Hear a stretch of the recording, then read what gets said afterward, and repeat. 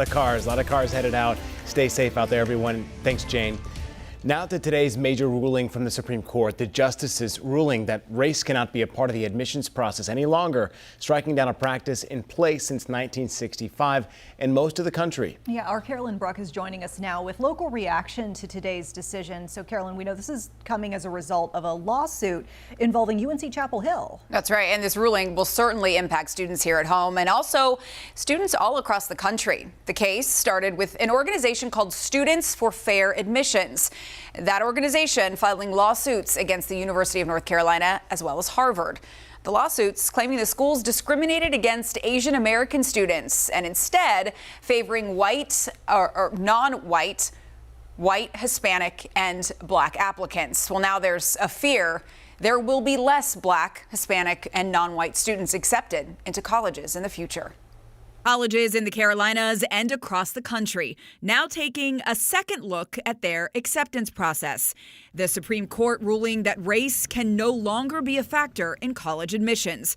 Constitutional expert Dave McLennan from Meredith College telling us exactly what that means. I think what the Supreme Court said in the majority ruling was they wanted college and universities to consider the individual student. They didn't say race and ethnicity could not ever be considered, but they didn't want it to be considered as a classification. But what does this mean for you if you have a high schooler looking to apply to colleges soon? What does that conversation look like for you and your family tonight on the heels of this decision? They just need to talk to their students about, make your best case for admission to that particular college or university and talk honestly about your own experiences.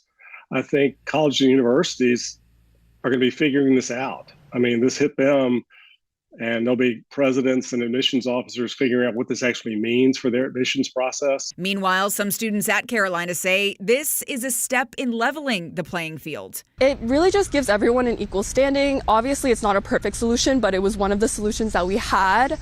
But at the basis of it, it's really just about equity, providing an equal standing for students with minority backgrounds. However, supporters of affirmative action, like UNC student Raina Patel, argue the exact opposite is true. This is a really disappointing decision, not only for me, but for every student on this campus and any student who's planning on applying to college in the future.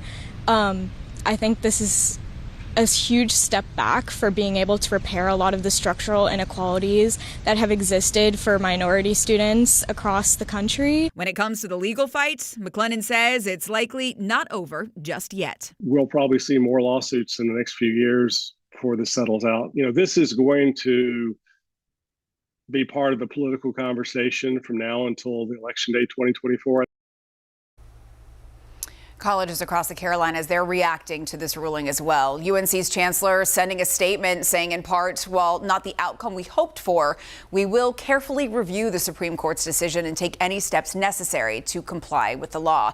UNC Charlotte also saying it's reviewing the decision. Now, as far as our Governor Roy Cooper says the decision undermines decades of progress across the country to reduce systemic discrimination. And of course, we are going to continue to follow this story and bring you the latest both on air and online, WCNC.com. Guys. Yeah, no matter how you slice it, a historic day. Yeah, much more to come too.